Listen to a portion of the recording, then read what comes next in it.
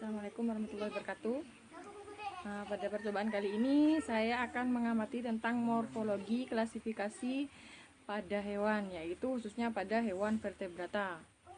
Nah, nanti hewan yang akan saya amati itu adalah ikan mas, katak, cicak, dan ayam peliharaan yang ada di sini ya.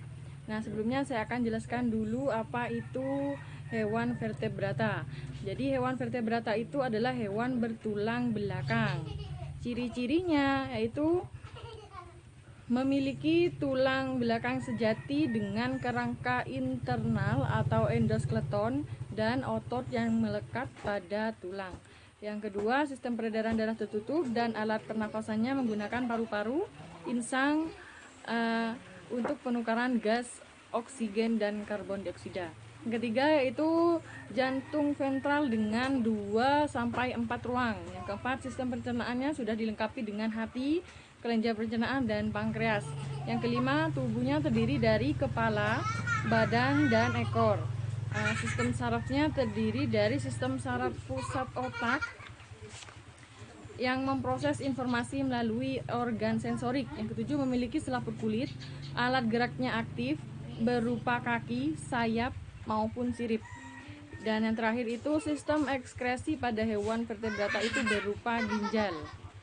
Nah, dari ciri-ciri umum morfologi hewan vertebrata yaitu dibagi menjadi 5 kelas. Yang pertama itu kelas ikan atau Pisces. Ciri-cirinya itu bersifat poikiloteran atau berdarah dingin.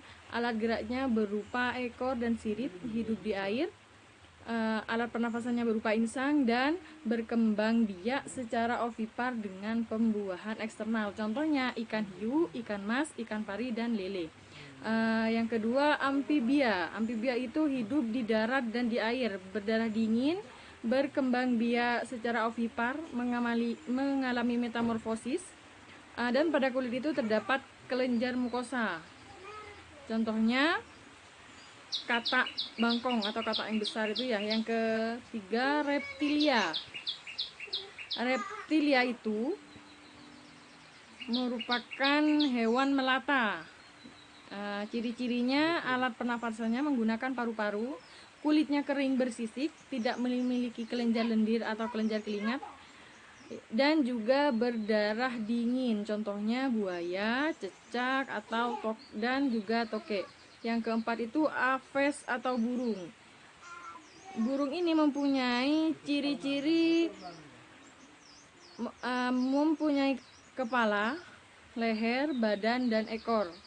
Berdarah panas, berkembang biak dengan ovipar, mempunyai sayap, dan dilindungi oleh bulu. Contohnya ayam, perkutut, burung, dan lain-lain.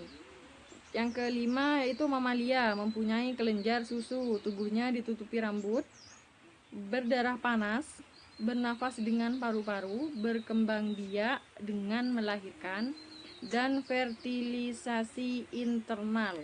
Nah, contoh mamalia itu yaitu hewan berparu, pemakan daging, bersayap, berkantong, dan primata. Contohnya itu kambing, kucing, paus, kanguru, gajah, sapi, dan yang lain-lain. Nah, yang saya amati di sini adalah morfologi tentang ikan. Ikan itu bernafas menggunakan insang, ada sirip dadanya, ada gurat sisinya, ada sirip anus, ada mata, ada mulut, ada sirip ekor, dan sirip punggung. Yang kedua yaitu katak. Katak itu ada nostilnya atau lubang hidung, mata, ada kepala, punggung, perut, kaki belakang, kaki selaput. Nah, jadi katak itu dikatakan sebagai hewan yang bisa hidup di air dan di darat karena hidup di air karena dia juga memiliki selaput pada kakinya, jadi dia bisa berenang dan perkembangbiakannya dia secara bertelur dan bertelurnya itu di air ya. Selanjutnya katak juga memiliki memiliki alat pendengaran berupa timpani, memiliki jari-jari, kaki depan, dan kaki selaput pada kakinya. Yang ketiga itu morfologi pada cicak. Cicak itu merupakan hewan melata,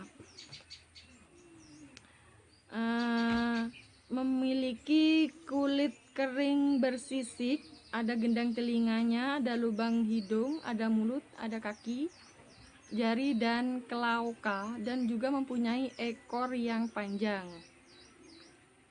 Dan vertebrata. Sekian dari saya. Wassalamualaikum warahmatullahi wabarakatuh.